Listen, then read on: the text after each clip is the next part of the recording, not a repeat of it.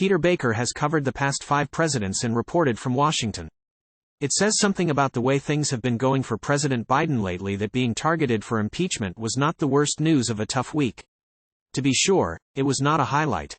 But over the course of the past 7 days, Mr. Biden was besieged on multiple fronts, both personal and political. Challenging his capacity, threatening his family and jeopardizing his political position. He was panned for his performance at an overseas news conference. One of his favorite columnists urged him not to run again, sparking more hand-wringing in his party. A top ally implicitly questioned his choice of running mate. The auto industry fell into a paralyzing strike that could undermine the economy. His son was indicted on 3 felony charges. And oh yes, House Republicans opened an impeachment inquiry aimed at charging him with high crimes and misdemeanors. Politics in Washington being what it is today, Mr. Biden and his team exhibited no particular concern over the course of events. After a rocky campaign and 2-1/2 turbulent years in office, they have become accustomed to the gyrations of the modern presidency. Facing a disagreeable short view, they prefer to take the long view, comforting themselves, and arguing to outsiders, that it will work out all right in the end because it has worked out all right before. And Mr. Biden has been blessed by helpful enemies, who now appear poised to provoke an unpopular government shutdown at the same time they pursue an impeachment inquiry that even some Republican lawmakers say is not based on evidence of an impeachable offense. If there is anything that could rally disaffected Democrats and independents, the president's strategists believe, it is Republican overreach. President Biden was underestimated 2 years ago, and then he went on to pass historic legislation that has led the U.S. to have the strongest recovery of any developed economy in the world, Ben LaBolt, the White House communications director, said on Friday. We don't get distracted by Washington parlor games that most Americans are entirely uninterested in. Avoiding distraction is hardly easy. Mr. Biden was told of the indictment against his son Hunter Biden on Thursday just before leaving the White House to give a speech in Maryland assailing Republican budget plans, forcing him to put the consequences out of his mind long enough to deliver the talk and work the rope lines.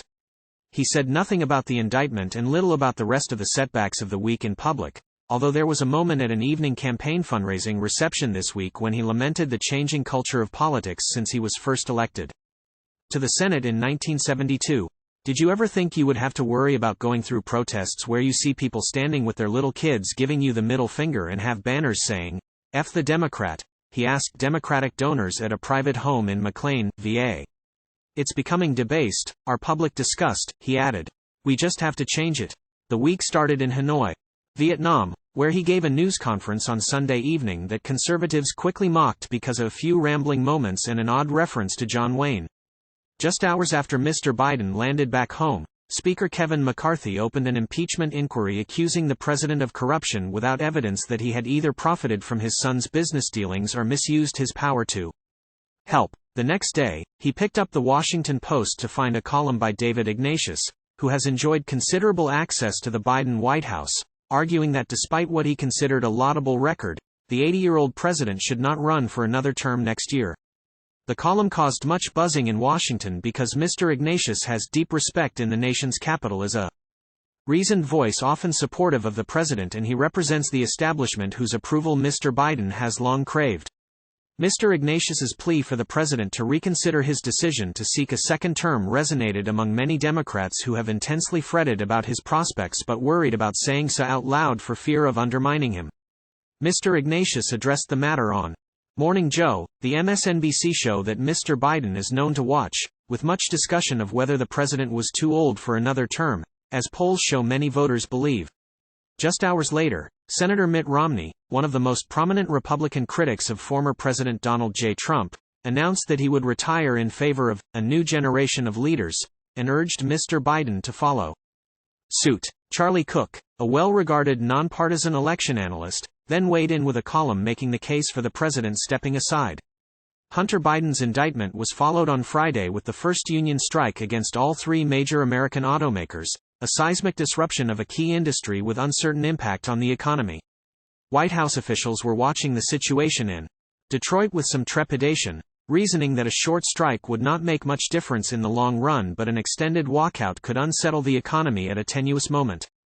While many Democrats for months have privately hoped for what Mr. Ignatius publicly voiced, There is no indication that Mr. Biden is or would consider abandoning his re-election campaign. Advisors say privately that the idea never comes up and would be ludicrous. If anything, the importunings of the chattering class, as they like to put it, would push Mr. Biden in the opposite direction.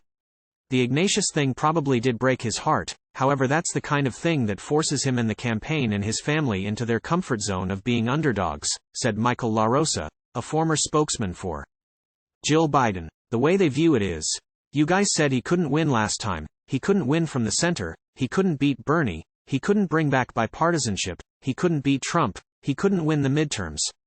That's how they see things. There is no class of elder statesmen who might persuade Mr. Biden of the opposite, no one he would listen to, according to Democratic strategists. Mr. Biden is said to still resent former President Barack Obama for gently pressing him not to run in 2016, and his relationship with former President Bill Clinton and former Secretary of State Hillary Clinton is complicated by conflicting ambitions. The only ones who might persuade Mr. Biden to change his mind would be his own family, particularly Jill Biden, who talked him out of running for president in 2004. But by all accounts, she and other family members are strongly for another campaign, viewing any alternative as a capitulation to the doubters who never believed in the president and the enemies who in her view have weaponized their family against him.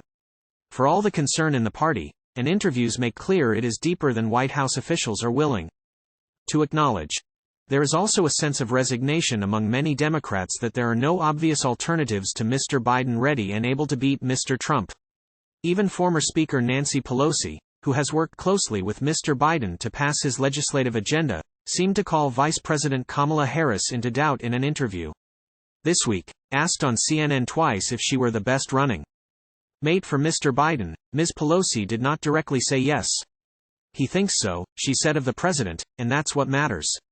Keeping Mr. Trump out of the Oval Office is such a paramount goal for Democrats that even doubters of Mr. Biden are increasingly coming to the conclusion that it is too late to think about an alternative and more important now to rally around him. Governor Gavin Newsom of California, who was seen as a possible candidate if Mr. Biden did not run, recently told fellow Democrats it was time for all of us to get on the train and buck up, as he put it in an interview. No matter his age or accomplishment, Democrats must begin to focus on every branch of government, preserving our democracy, inspiring young people to run for office and vote, not to mention raise money and run as if we are 10 points behind, said Donna Brazile, a former Democratic Party chair. There's only one way to win. You have to believe in the candidates on the ballot. So far, the polling has been unforgiving and has undercut Mr. Biden's argument that he is the safe choice to defeat Mr. Trump. Several surveys have shown him statistically tied with his predecessor, and his approval rating has remained mired in the low 40s despite improving economic conditions. Mr. Biden's advisors dismiss such polls, noting that Ronald Reagan, Mr. Clinton and Mr. Obama all rebounded from low approval ratings to win re-election handily. Mr. Biden's campaign has already started airing ads in battleground states, and advisors argue that when the time comes for a choice that matters, voters will return to Mr. Biden rather than switch to a challenger who has been indicted 4 times, including for trying to subvert democracy. In the meantime, they said, no one should worry about one week or another. The president survived plenty of tough weeks before pushing through landmark legislation and enacting other major policy goals. After a half-century in politics, they said, he has seen it all and sets the tone for his White House. When I read these stories on Biden's age or polling status, it reminds me of what I used to tell the staff, said Ms. Brazile. Keep your head down, make your phone calls and just do the work.